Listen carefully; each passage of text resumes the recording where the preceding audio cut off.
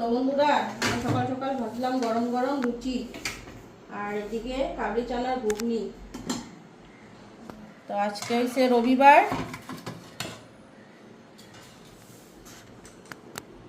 এখন এদিকে সবাইকে খাওয়াটা দেই। বেলা ঘড়িতে 10টা বাজে।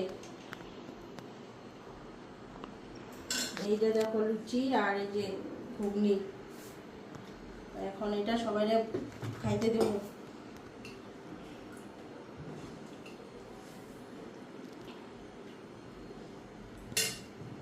এদিকে বাড়লাম সবার জন্য,